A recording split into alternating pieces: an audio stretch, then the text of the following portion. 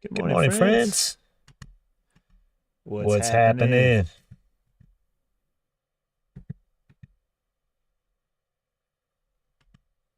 What's up, What's up, John? John? Good morning, Morning, Terry. Terry. What's What's going on, going my on, my friends? friends? What's up, What's up, Alex? Alex? I don't I don't know. know.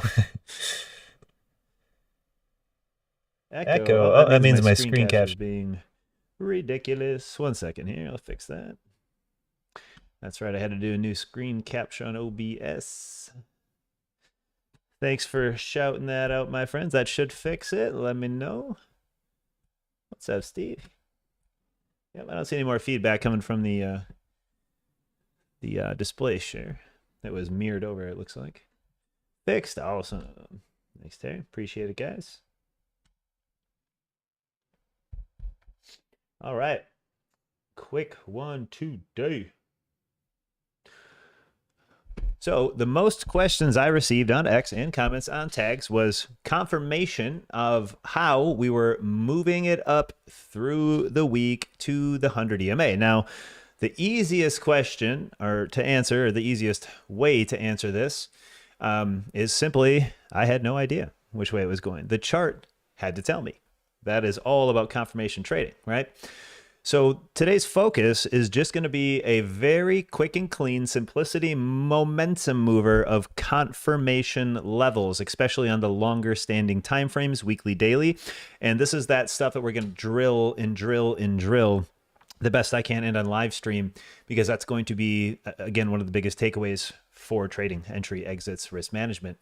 So what we're going to be doing is today is going over weekly, daily levels and finding out why we're entering at when we're entering. Okay. We're going to use best practices with statistical advantages. We're trying to find our edge, right? And we're not going to be touching buttons until certain levels hit. And I want to explain where we get those levels, because a lot of people were, asking turnaround short here and that, and we're not answering direct questions where it was going to fly up and guarantee a magnet to the 100. Well, there's no guarantees in the stock market, and we knew that the break of that 100 EMA coming back to the confirmational backtest was going to be a very big watch for us after it broke out of the giant Trump range, right? Because confirmation. But a lot of people, and especially with the way the movement was through the pre-market interesting after hours and through the earnings rips, we had huge wash opens, huge squeeze ends, and then just, random Trump tweets that took us away. So to avoid getting caught in random stop loss eater movements like those big Trump candles, those random news events, and our projection on what earnings was going to be, that's the big takeaway, right? So let me move one thing over here.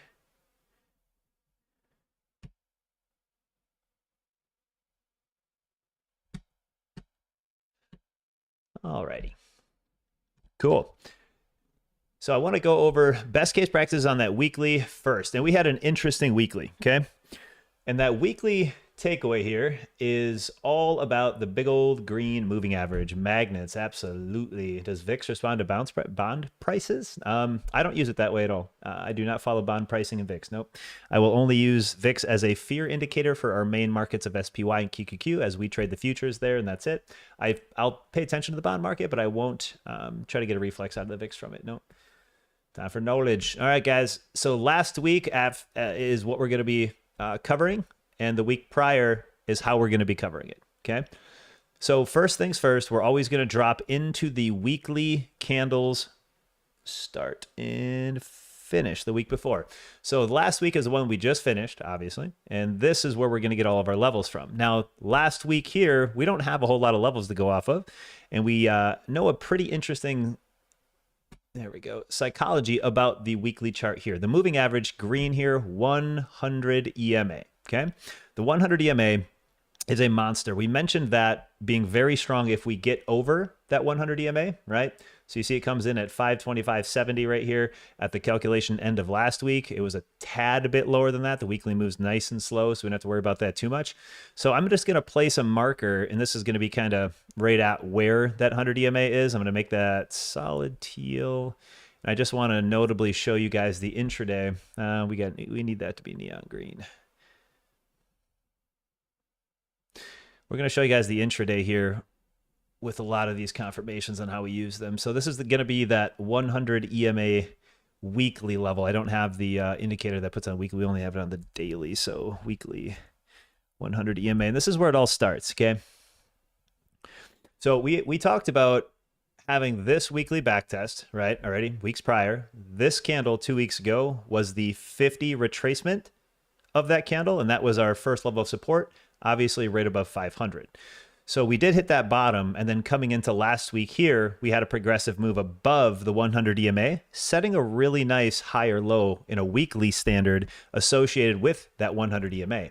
So even with just a couple of mini indicators here, we're going to scooch on back.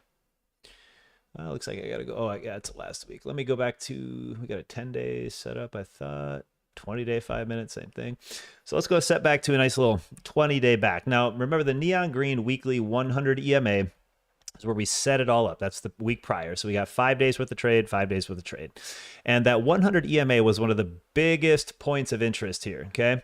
Notably, first tag on the way back up had a little reaction. Huge squeeze above, no interest in holding, and heading up. Okay, well, that's all fine and dandy, Brandon, but how do we even apply that into a weekly metric? Well, we start at that weekly, we transport right into the daily, and then we do the same leveling, okay? So we're going to take unique candles from that 100 EMA weekly area here. We're going to pay attention to our weekly Fibonacci points, the golden pocket, right? And again, we were planning for that next week over.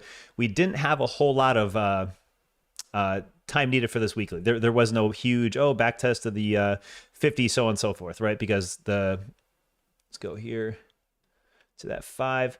That big push outside of the 100 happened, pretty much right away. We only had one dip into the weekly, that one big panic, and that was the one that was supposed to get us down to that GP if we needed it, right? On the way back down. And we just didn't get down there, which is fine. We only had the top interaction of that weekly candle.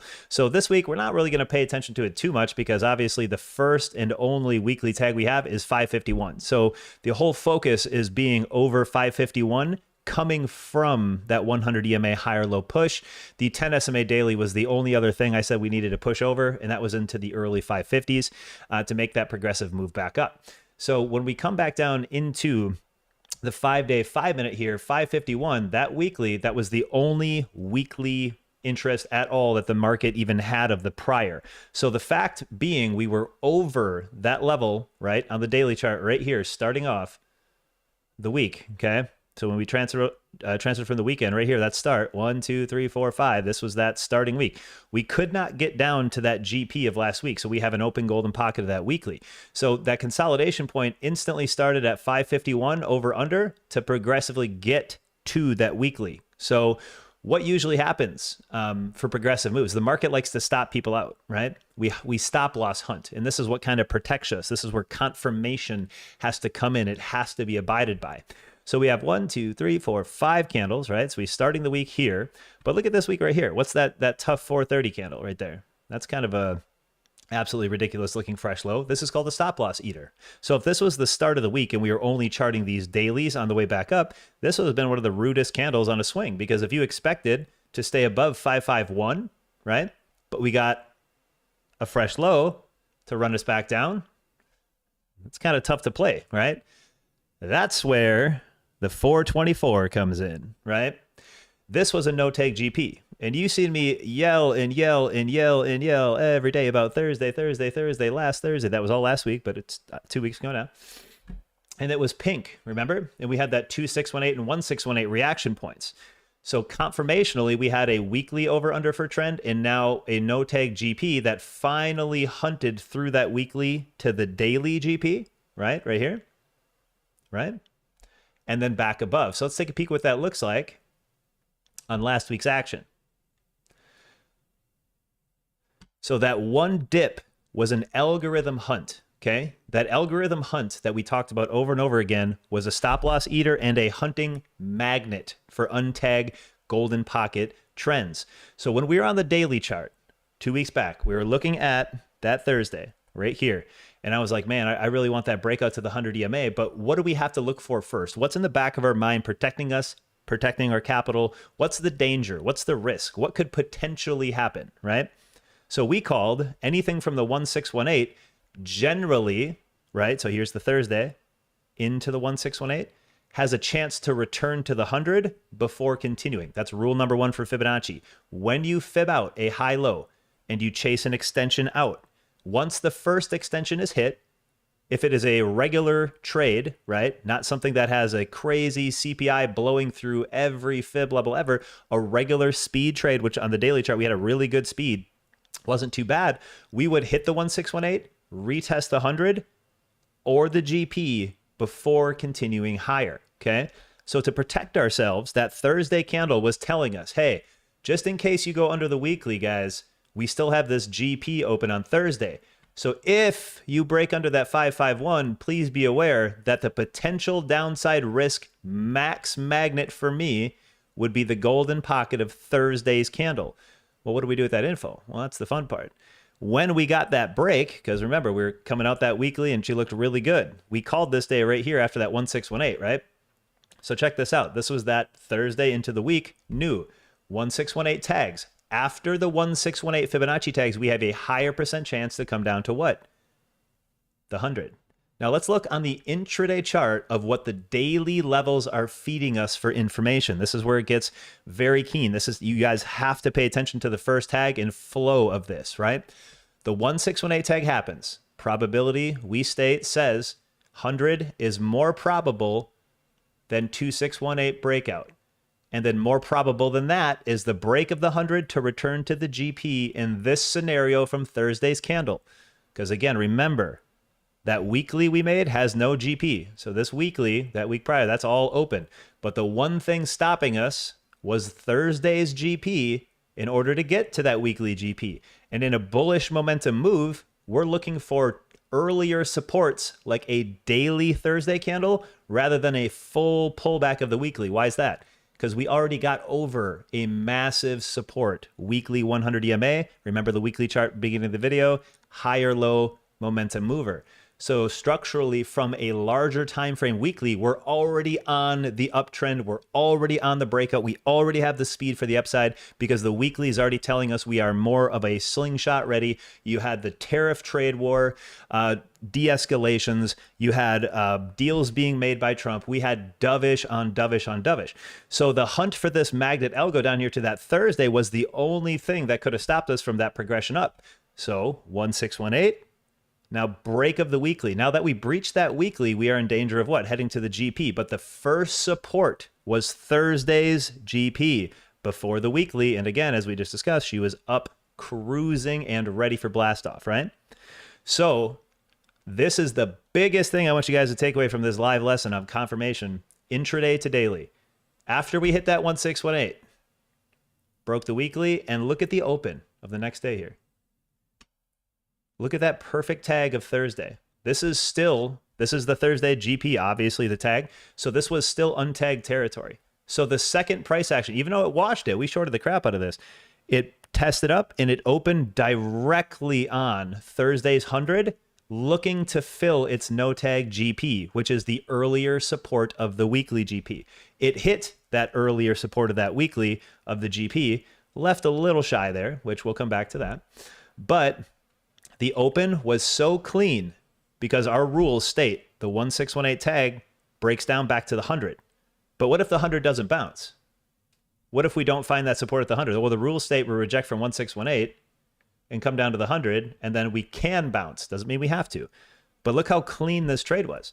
It broke through in pre-market and literally back tested and confirmed the resistance of the Thursday to shoot you down to the GP, which had the magnet, okay? Magnets are once a level breaks, which is confirmation here. Look at the pre. Busted through the level, back tested the level, continued to target. This is confirmation trading.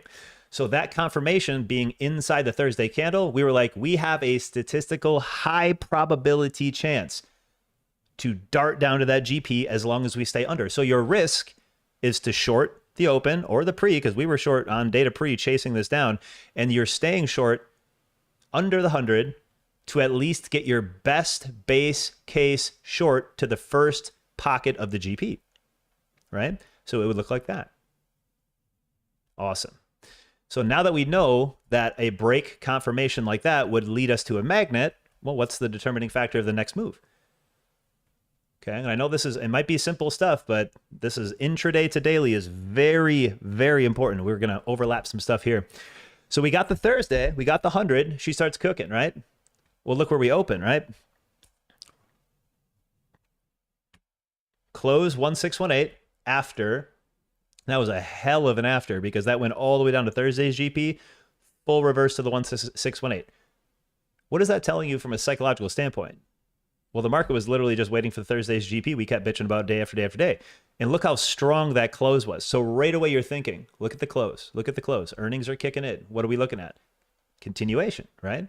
But after a big reversal day, I don't care if it's up or down, whatever way it goes. After something puts in a day where the bottom had a rally back up to close of 2.5%, an average high move of SPY is 2%, or a 0.5% over an average high move of 2%. Most likely not to continue cleanly. Well, she continued cleanly somewhat out of the pre. The high push shied the 2618. So this is where it gets important for daily levels. We maintained above Thursday's 1618, even at the close, even with that little wishy-wash, on the way to the 2618. So we needed a consolidation day, right, to gather more forefront evidence, more consolidation for more support, more people to trap the shorts, because people that don't understand magnets or some of the algos might be chasing that for a short just because it's high, right? And they don't understand the politics of what we're being said about tariffs. Maybe they're just blatant, maybe they're new, right? So as we move forward into those days of consolidation and continuation, right, it comes to the 2618. But how do we get up there? Any maintenance level for us, we use Fibonacci to walk up the points. That's where the confirmation of trend comes from. So that Thursday candle, that was the most important. And we know why it was the most important, because it had no GP, right? It was a breakout of a gap candle, no GP. That's why it's important. No GP, no GP, okay? We keep saying that all the time. So look at those levels on the daily again, just for reference. 1618, boom. Any maintenance now. 50's done. 1618's done. We already have the tag. 100's done. 50's done. The only thing we have left is extension play. What were the other surrounding catalysts to get us up here? Oh, well, Brandon said would probably return back to the 100 EMA. That was the whole precursor move where we broke here and we never back tested. We got caught by the 200 SMA, flushed it on Liberty Day, shied the 666, and then back up to the 100 EMA, which we said after it held the Trump candle, we have a best case scenario chance of coming back to the 100. But the Thursday and helping other indicators helping us along here was the key. So that 1618, after everything back here was tagged, is the last level of support, right? And then it gapped. So not only do we have a gap and go scenario, which is progressive momentum outside of this consolidation, outside of the Thursday consolidation of 1618, we had the 100 EMA magnet mixed with the 2618, and we had just a little gap floater candle. So we knew, again, psychology states for continuation too. The last two trade days here, Thursday, Friday, we had the gap. Did it come back down? Nope. Left that gap open. Next day, well, we know how Friday went. We had data, right? So let's look at some other intraday, because we love these algos so much, right? Let's look at some intraday algos here on SPY. We haven't been getting a lot of these lately in pre-market. I'm going to overlap just a couple other confirmation fibs that I'm going to mix with the daily and weeklies. And we did this. We did the pre-market high-low algo here on SPY. We did the high-low and we mixed it, right? So these are where two of our trades came in, right? 100 EMA daily. Where is that? Just tested this to make sure everything was on. There we go. Okay. I don't know why that turned out. All right. So we're going to overlap a few more things with the daily. And again, of course, the weekly. So anything above the 1618, generally you have a chance at the 2618. This is where option selling comes into. When we see gaps in big supports like 1618, I'll sell some 555s down here on some puts, roll back up, so on and so forth. And then we hit. Now, stacking catalysts for the Fibonacci, the pre-market back here, that large algo, that one reacted perfectly, even though it was after hours. So check this. High-low comes up, fails the breakout, hits 200 EMA daily in the purple, comes down to the golden pocket after hours, right? That was our first touch. We didn't hit it here. So what did it do? Magneted back to the tag, end of the day. After hours consolidated, earnings push, but the GP was tagged. So with the overlapping, right? Now we're using faster time frames to get to our longer time frames. Okay, we're using faster time frames to get to our longer time frames. That algorithm is built, the one we just drew, on a 5-minute chart. That is obviously much faster than 2618. But not only did the 100 EMA have a magnet pull to it, we had another Fibonacci saying the same thing as all Fibonacci says per the rules. If the 100 EMA is, or 100 EMA, if the 100 Fib is support and we're breaking out of that range right here, high low on the algo, breaks out, pre-market squeezed it, and what did it do? Almost hit the 1618, shied it in pre-market, right? So when it fell all the way back down, because we shorted this morning, said no way we're going to hold a gap fill, and as long as it maintained above 561.28, and of course the 200 EMA daily, which you see here, we had a chance to go to our final target, the 100 EMA and the 2618, right? And we had this little short scalp underneath here where the first tag of the 100 EMA should have been a reaction point intraday, and it was. Not bad, right? Not bad. So I want to answer some questions if I can here about that, because I got to take it back, because I'm getting 15, 20 questions on X and comments saying confirmation, entry points, fibs. And now that we're going to slow this down just a little bit more, because I really want to catch everybody that watches us up the best we can. Because I know a lot of my traders in my private group, they're so talented, they don't even need half this stuff. But they come here and help and answer you guys' questions anyway, because they're amazing. So does that make sense? Do you have any other questions? Let me know, because that explanation of walking the magnets up to the fibs, utilizing those small confirmations intraday to daily, using the daily fibs, watching the 5-minute pattern plays, the 5-minute intraday moving averages, and then of course the algos stacking above, the same thing played out. GP above the 100, right to the 1618. Why was that one so important? Well, we had the 2618, the 100 EMA daily, and the 1618 from the algo, right? All in the same spot. That is a big magnet pull up, right? And we needed to go short here, which was fun. That was a great scalp short that we played here. But if it didn't stay under the 100, it's just going to progressively chase the 2618 because it's right next door, right? Algo magnets. Let me try to help you out, guys, out here. Time for knowledge. Yep. Bond market heavily manipulated in foreign countries. That is 100% correct. That's another reason we don't watch it too much. Brian, I signed up Friday, and when I try to sign in, it says invalid invite.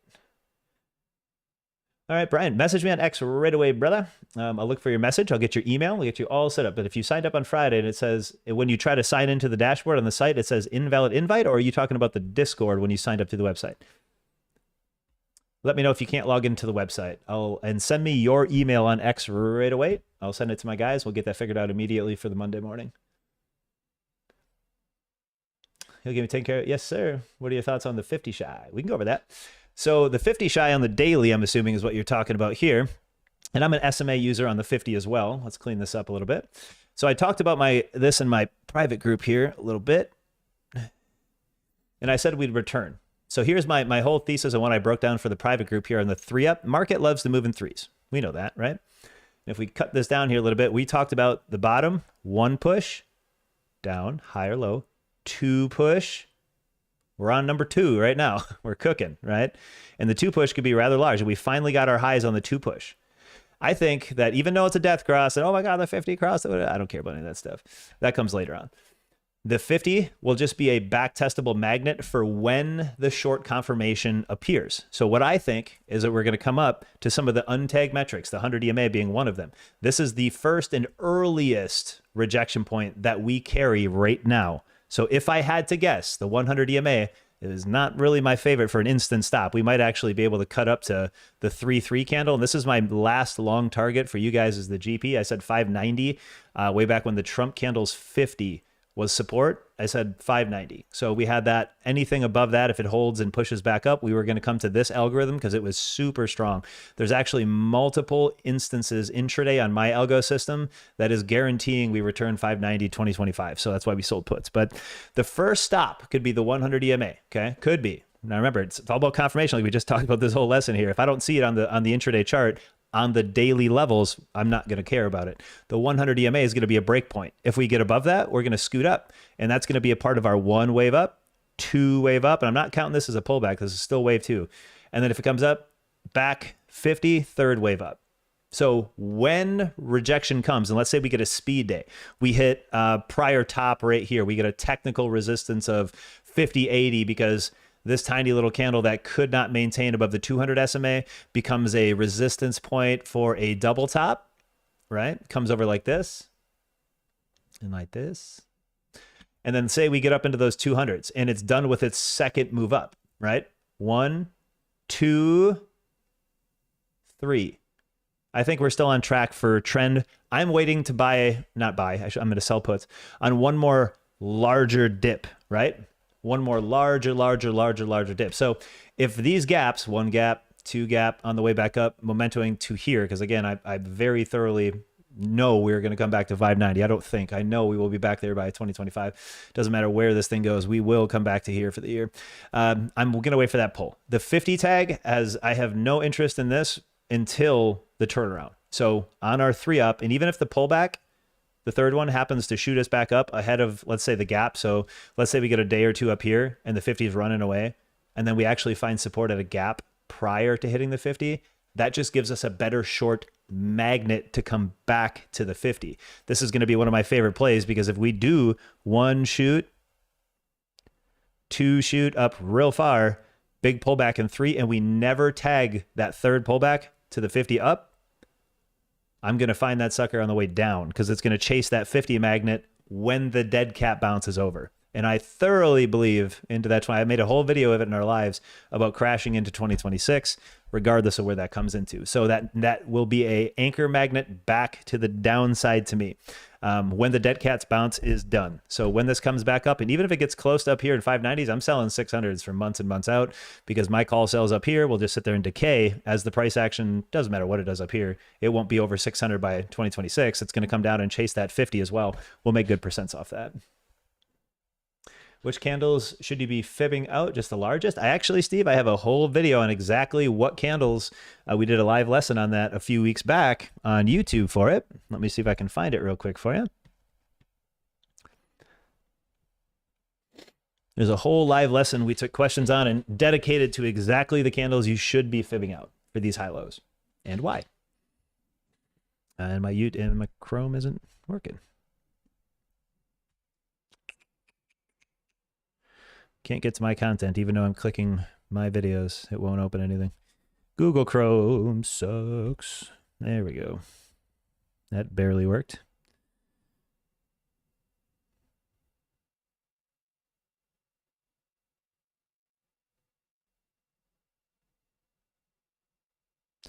There we go. Best entry practices. This is really hard. I have to click this stuff like 40 times. I don't know why it's not working. Best entry practices of the Fibonacci. And it won't even, yeah, this is, Google Chrome is just junk. So I can't even, I have it right here. It's paste for the 15th time. And I hit enter, and then the other Google Chrome tab loads, not my chat for YouTube. I'm literally smacking the enter. Nothing will work. Hey, 46th time, we got her. Look at that. It finally lagged over there. But we have candles. Yeah, large thing. Candles have to hit something. Candles have to interact. So I can explain it like this in a very lightly manner too. On every single time frame, it does not matter. I don't care what time frame you're looking at. If a candle hits a moving average, they're speaking to each other. Okay. I know it sounds crazy. I know it sounds crazy. But the candles that hit moving averages are my favorite ones. If this candle, and of course, no golden pocket, which means if you draw a Fibonacci from the high low of any candle of any time frame, I do not care. I prefer the 515 daily, weekly. Those are what I use. But if you draw that high low and there's no golden pocket, which means if you draw a fib, high low, no action tags the center of 61.8 to 38.20. The whole thing is the pocket. Okay. This candle is extremely important because it smashes through the 100 EMA and does two things. Provides no confirmation back to the 100 EMA before the drop. Also does not hit the GP. That candle is specific because it has data reputable to the 100 EMA. It's also larger than every other candle around it. And it produced the lower low that continued the sell. This candle has 5 different unique points to it that I would fib out. There's also 8, 9, 10 different points of interest in here for 590 because there are intraday gaps open on 3-3. And that's another reason why I'm extremely biased on it magneting up here. So finding a candle that hits a moving average that's associated with a gap that is a doji or has intraday gaps, those are the ones to use. But there's a whole video Showing ya. Sorry, I meant the 50% shy on the GP from Thursday. Oh, the 50S. Oh, okay, I get it. So the third, what do you think about that? I think it's actually the same process. I'm so simple. I use the same thing as many times as I possibly can. So we shied this 50, right? So she's talking about the Thursday candle we were all up on about, right? And if you look intraday, she's talking about the shy of the 50% retracement line that we hit, right? 15-day back, that'll do it. Right here. So if you zoom in super close, we actually didn't get a tag. And this is what I said on live stream too. I'm not sure if I can consider this one a tag. It is a penny, you know, because sometimes they get within a penny. It's about 1 to 2 cents. It's so hard to be perfectly accurate with this stuff. There's a difference between leaving a large shy and a sliver shy. Okay. The larger the shy, you know, in the close, it's kind of hard to explain. The large, say if this was the shy right here to the right candle, it would play out way better than this one, okay? The sliver shies, I try not to worry about as much that are within a penny. It's so close. But if we get like a 2 to 3 center, I'm golden. I'll be paying attention to that one. What do I think about that 50 coming back? I think we'll return to the Thursday no matter what, because the explanation I gave you, which was incorrect of your question, the 50 SMA daily, daily is going to be playing out for a magnet back test, and Thursday is going to be it. So best case scenario, use your Thursday candle, and as we teach, Fibonacci recycling, which means Thursday candle is here. Thursday candle does 1618 up, 2618 up. Let's say we keep going. 3618 hits. Look for the rejection. 2618, 1618, 100, golden pocket tag. That is what we call recycling. The Fibonacci's are first tag, and then second tag on the backside is also first tag on a recycle. So I'll explain that slower. Thursday up. First tag 1618, we'll have a reaction intraday. First tag 2618, we'll have a, because remember, none of these existed for Thursday. When it pushes up, and if it gets to that 3618, the first time it rejects there, we could start that pattern to the downside, and then you would watch the magnets back to the downside. So only after hitting your first tag 3618 and then losing and breaking structure, you would look for the tag of the 2618.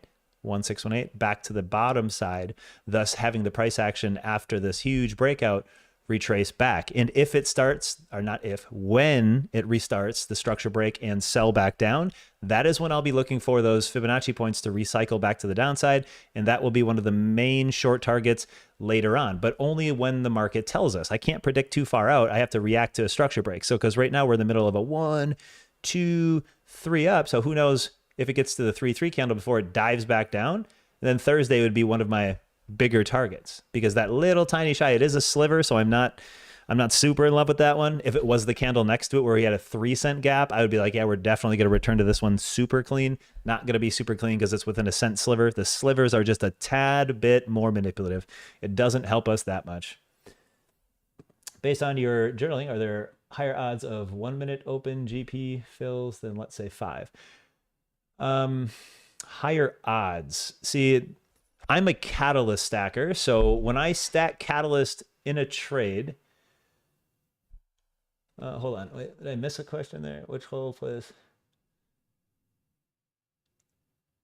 Okay. Gotcha. Okay. Yeah. Based on my journal, between the higher odds of a 1 minute. So odds are here. It's based on catalyst stacking. There's a scenario where I would use a 1 minute over a 5 minute, and there's a scenario I would use a 5 minute and a 1 minute over, especially with stacking catalyst.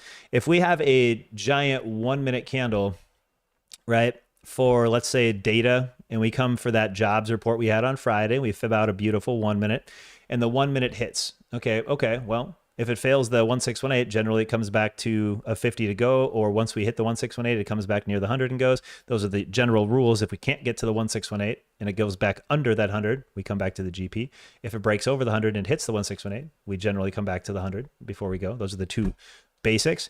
You see a GP hit here. Well, a 1 minute is faster. So in this scenario, I would just use the 1 minute because I don't yet have a 5 minute to use, right? So when it came to the 5 minute chart of that data, it's not going to be as reputable, right? The 1 minute played out perfectly to that golden pocket tag, right? No tag GP. The 5 minute takes a little bit longer. And this is why you see me on the futures live opens, play 1 minute and 5 minute opens. I'll wait till that 5 p.m. candle opens and it starts going crazy, and that candle starts developing. And then within about 45 seconds of that candle, right? The new candle is about to go. And if that candle is filled up like this, I start shorting at 45 seconds and I come back to that 50 tag and go right away in the minute chart. And after that short is done, I'll go to the 5 minute and I'll do it again. But unfortunately, the problem with the question there's no clean answer because I use catalyst stacking. So if I come in and I'm like, all right, the 1 minute is looking, really good on this Fibonacci high-low. There's some no GP tags down here that I'm looking at. And I would go here and fib out all my 1 minutes and I would start looking at my oscillation indicators. RSI is low, MACD is low. Let's just say we're working with that 9 a.m.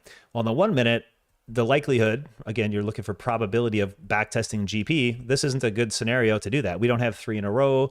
We don't, all the teaching structures that I have to keep most private on certain things. I did accidentally say a couple of them, so you might catch it on the streams and the videos. But when we have certain catalysts stacking up, it's all about which can I identify easier. So if I'm looking at 5 minute, 1 minute GPs going in through the oscillations, there's not a clear and cut answer. There's no such thing as a copy paste answer 1 + 1 2. I'm always evolving the trade plan because I see, oh, the VIX is set up on the 5 minute. We don't have a 1 minute setup. I'll take 5.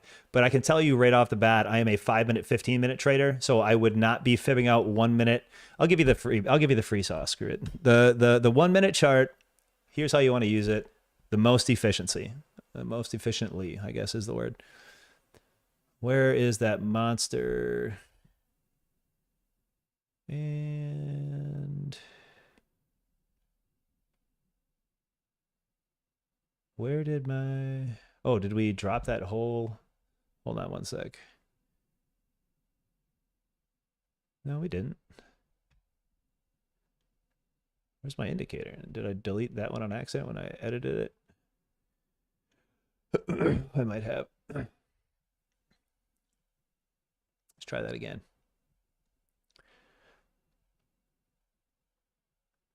Oh, still junk. Interesting. I don't know why the indicator's not working, and there's no wick that shoots down. I'm looking for my GP indicator because this cluster right here is something that we talked about not having any backtest tags, and we used it as a whole cluster, but they're not working at all because there might be a phantom wick. So this was a cluster, right? In a cluster, I don't care if can't see it quite yet. This is how I'd use the 1 and 5. I would use a cluster of 1. This is an algo buy. What is an algo buy? Well, if we come into the 1 minute chart, we just see 1, 1, 1, 1, 1, and it's marching, right? And if I were to come in and draw Fibonacci on every single one of these things, and you notice my indicator doesn't work, I have no idea why. It's working on only some areas here. I'll fix that in a minute after the stream. But if I go to this 1 minute cluster and I go to every single one of these 1 minutes, notice none of them are GP tags. None of them. No GP, no GP, no GP, no GP, no GP, no GP. Instead of worrying about every individual candle on a 1 minute chart of what has GP and what doesn't, this is a cluster range. Very different than a 1 minute breakout candle that actually has size like this one. This is a regular size candle that has no GP that, also forefront pushed off the gate. I want you to look for only use 5 minute. Don't even bother with the high-low 1 minutes unless it's data, CPI, jobs data, and you get a candle that's massive on the screen. Don't even worry about it. Focus clusters like this. And we have a couple videos in the last week here that we had talked about these clusters. Take the whole zone as a cluster, okay? Don't worry about each and every individual one. Work from the 5 minute. And then when you see these giant clusters come up, see now the 5 minutes working. That's weird.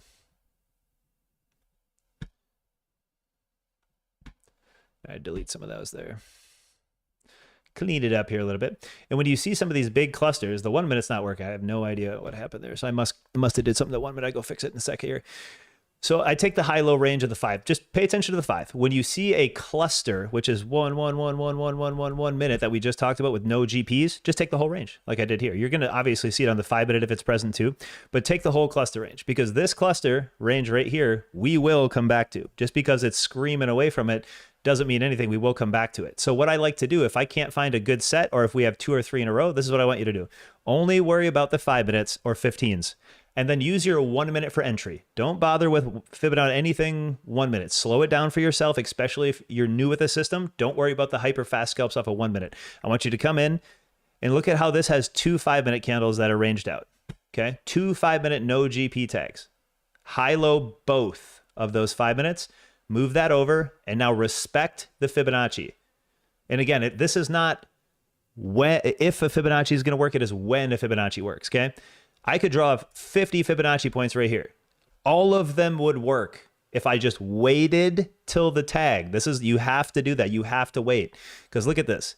Here's the double 5 minute. And what happened right away? Well, the same day, boom, 1618. Well, what Brandon say after the 1618 generally happens? Back to 100. It happened right here within 20 minutes. And then what? We continued. Oh, Shilly, oh my God, the 2618, just like we said. That's a standard protocol, but we only use these 2 5 minutes. If I was inside that 1 minute chart drawing 500 of these friggin' fibs, I wouldn't have been able to identify this cleanly. So what I want you to do is take that 5 minute, and then I want you to drop to the 1 minute after, and then I want you to use the 1 minute candles as entry and exit for your scalps. This is that 5 minute high-low range we just made. Breaks out. Now look how clean the 1 minute is. Okay, done. Well, we're under the 1618, short 1618.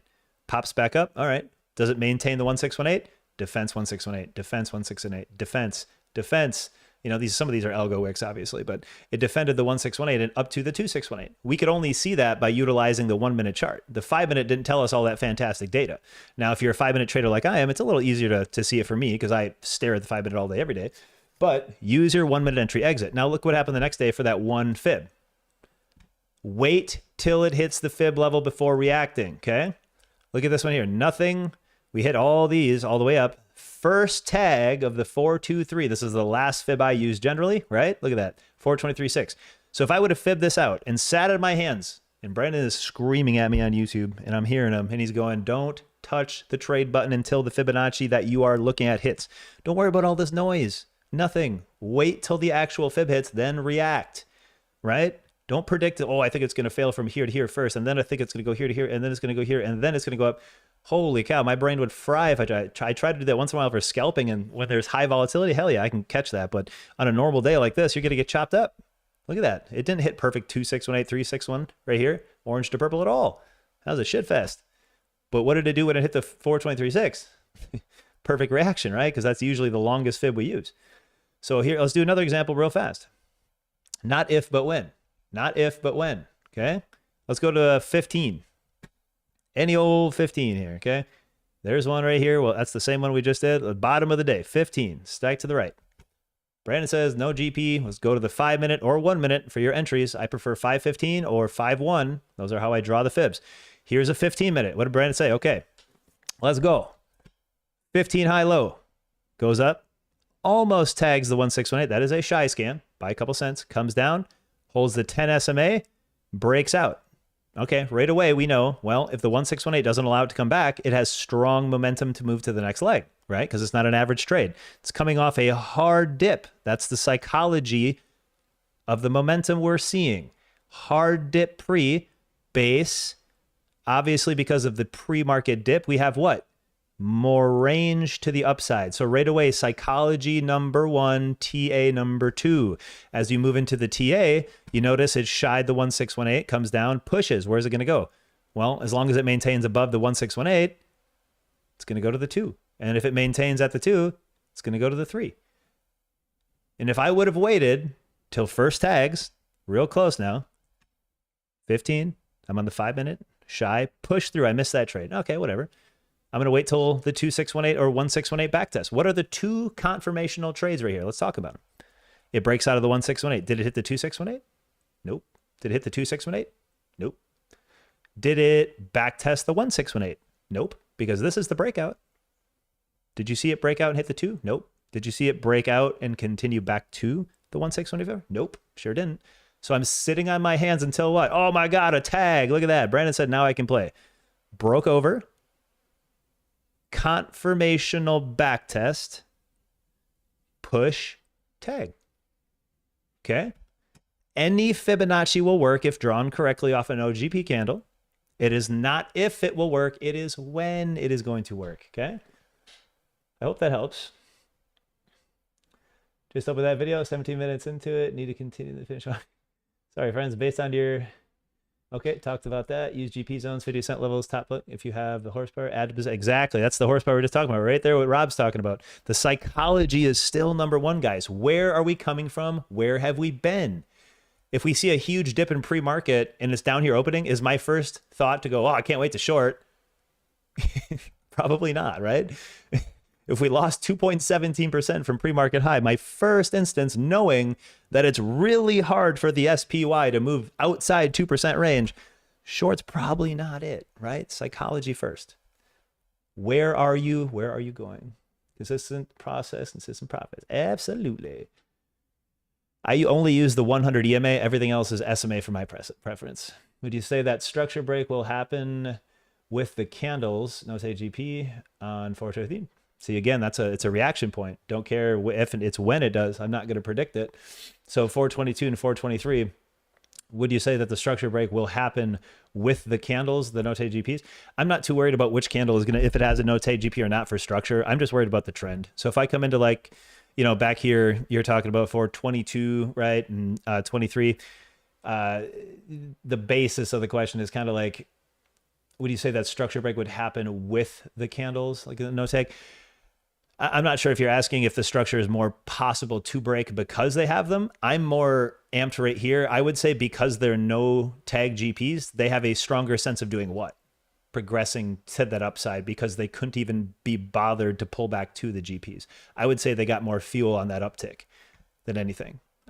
If a structure break here, because low, higher, low, higher, high, when I see a couple of no tag GPs, and especially like an engulfing, like again, psychology, and a huge engulfing like this, we fib this out. We use this forever until all the first tags are done.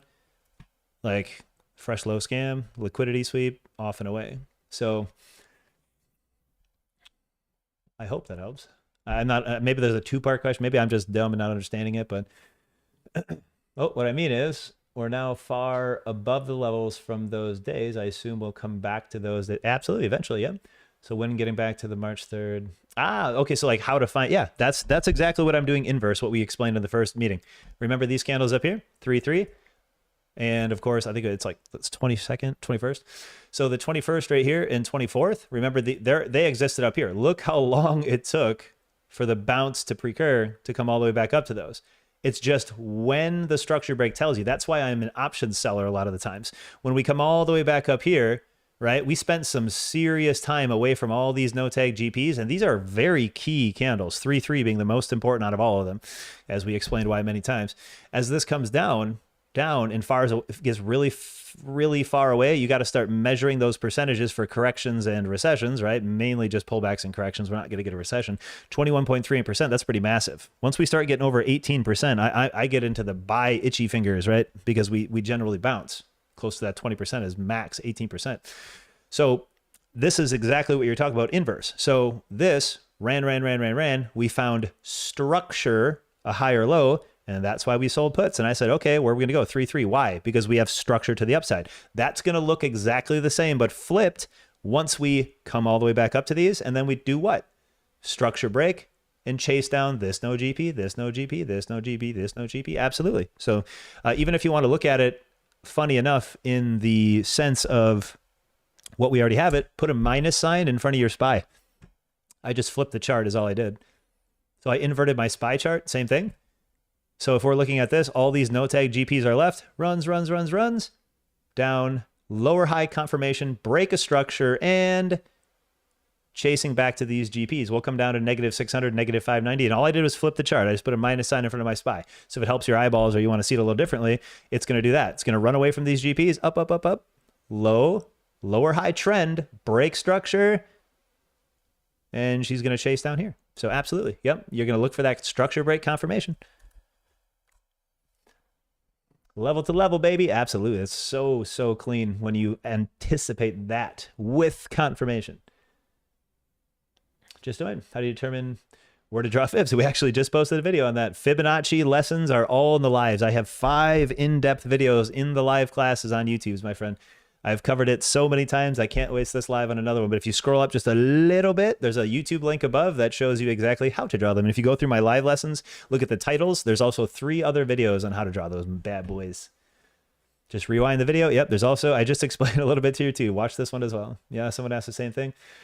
And you link you post, yeah, exactly. That's why I keep repeating some of these lives and reposting, because there's a lot of people that want to know how we do this with fibs and how we're so accurate. And I have no problem covering this every single week until everybody gets it, because this is a very strong part of my trading. This is like 80% of the fundamental support resistance magnets of what we use. So going over it over and over again, all it does is solidify over and over that we can get even better at it. I always learn a little something, or remember a little something every time we cover it. So it's always good to just recap. That's why we journal about the same things a lot too. If we can get up there at the daily chart, we'll look picture perfect. Absolutely, yeah. Once we get up there, we'll find the structure break. We'll sell the calls. We'll post. In detailed explanation. That's what I'm here for, man. I got nothing else to do. Well, I got an appointment for the Tavern League down here. A couple other businesses I got to run down there. I got to leave here in 8 minutes flat, but we got time.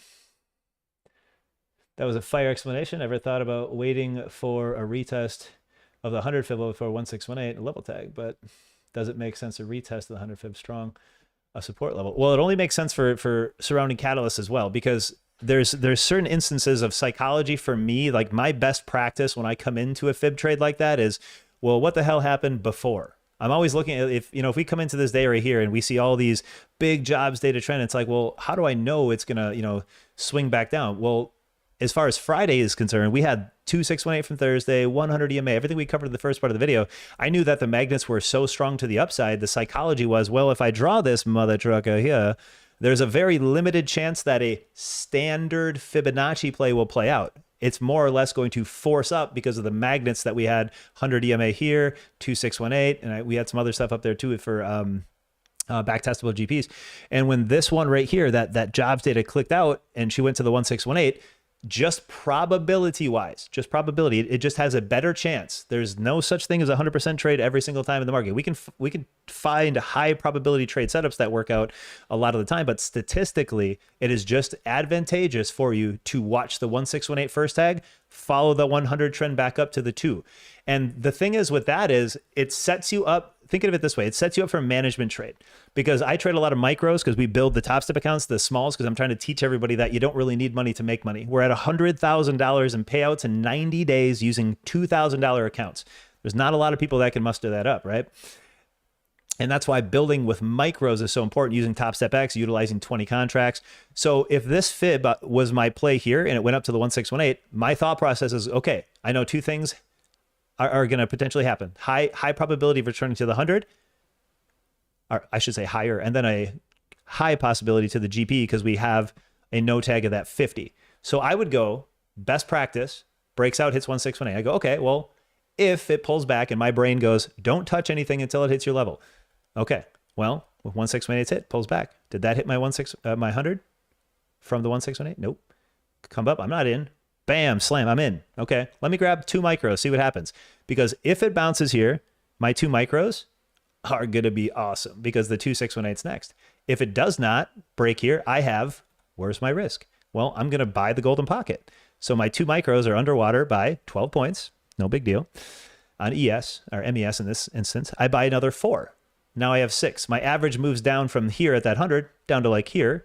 And now I'm anticipating a golden pocket bounce. Well, what if it goes lower? Well, at least my average is really good, and I still have another leg down to like the 100 EMA or the bottom of the pocket to manage my trade. But at least I'm getting away from that risk and really managing it by waiting for these 2 points of interest. And then it comes back, and I'm like, oh, I'm already green.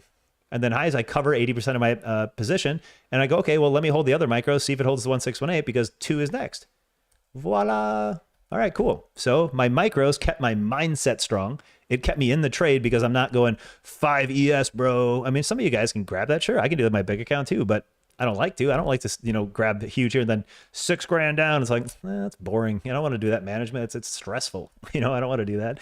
It's a boring play to me to have to manage it. It's not fun. Boring is not fun. So fun is like a couple micros here, then I anticipate the drop, a couple micros here, add in on the upswing. Who knows? Maybe I'm at 10 MES because I seen us squeeze the VWAP, And I'm like, ooh, purple VWAP here. We reclaim VWAP. That's institutional. That means shorts get scared when price action goes back over VWAP.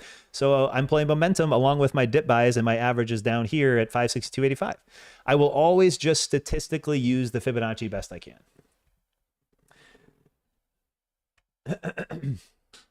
Like the video guy, you can help an algo reach new trader, help everyone. Yeah, exactly. I'd rather do this. Mother trucker, I'm trying. Hopefully that works out.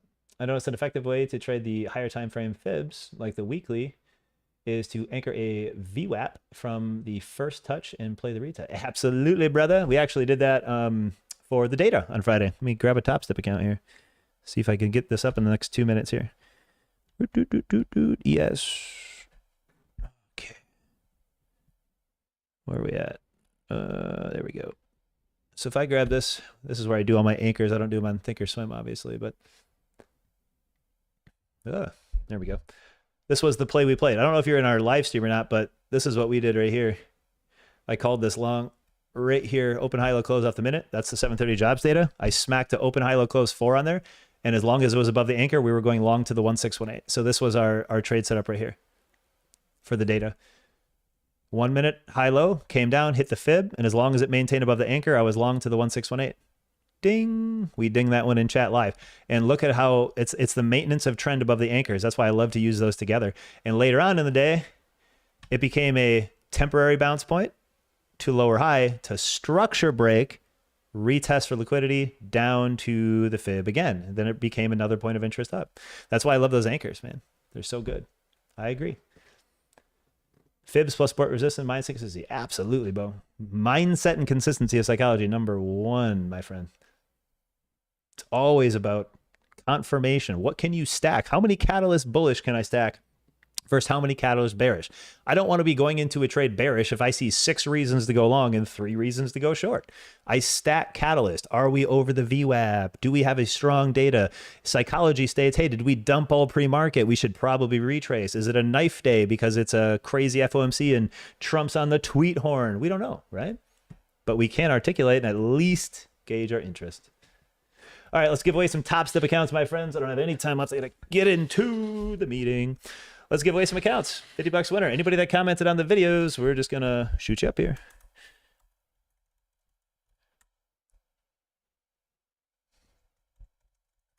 That didn't work. There we go. We love it. We love it. Oh, here's where it gets funny, because I gotta somehow get to my YouTube and oh, it's loading. Okay. We'll pick random 2-day ago video right here. Let's give away some accounts. Anybody that commented on this video and is subscribed, because we're going to see here, you're good to go. All right, 5 + 5. Oof, tough work here. Get the comments. How many comments do we have? 20. All right, 1 in 20 chance for anybody that commented on the video. Let's go. Sabres? I don't know if I butchered that or not. Thanks for the good night. Sabres 011. If you see this, brother, please contact me on X. You got $50 cold hard cash coming through. And I'll try to go back and find you in the comments as well. Congrats, just in case. And let's get one more, because we're going to give away 2, just because I feel like it. $50 cold hard cash, my friends. All right. One more YouTube video. From how many days ago? 3 days. Big options flow day. I remember this one. This is when we went for the gap fill. Boom, boom. Let's go. Okay, get up there. Pasty paste. Do. 12er. Get the comments. 21 comments. And second winner of the day. Whiplash. I know that guy. Premium member, an amazing community member. That guy answers more questions correctly, I think, than anybody in the chat. No offense, everybody. I love you all, but Whiplash seems to be on point. I don't know if he's with us today in the live stream, but I'll reach out to him on the Discord. I'll let him know. Cool, that works out too. Yeah, tag him in the chat. Blow him up, man. Congrats to the old Whiplash. Whiplash is a fantastic game. He's been in the community for years. He's had our premium Discord forever. Any chance he could give a code? Yeah, why not? I'll turn the code I had on 2 weeks ago back on. Why not? For anybody that's here now, I'm going to go to my website, to my coupon code. This should be active. If it's not, please message me on X and I'll get you 25% if you want to join. It's not about the money for me. I could care less about that. So I always give away more if I can. Brandon25, no spaces. There you go, 25%. 25% off if you want. Come hang out with us, man. We've been doing this for 8 years straight. We're small time here. We don't do the YouTube bantering and social media slandering and crazy stuff, so we're not very huge, and that's the way I like it. I don't want a huge community. I want a talented small community. Peace and love, my friends. Hey, thanks, Steve. Appreciate it, man. It's always peace and abundance. I agree. It's right. Rigged. So rigged. All right, guys. Thanks for tuning in the live stream. I got some meetings to come to. Grats Whiplash. And grats Mr. 11 Mistakes. I'll probably butcher your name again. Please reach out to me on X, PayPal, or Venmo. You win, brother. You guys take care. Have a good rest of the weekend. Please be safe. We'll see my group fresh Monday morning and maybe tomorrow. You know what? Tomorrow, too. Let's stream tomorrow. What day is it? Saturday. Futures open tomorrow, 5 p.m. Central. I'll see you guys there. Much love. Take care.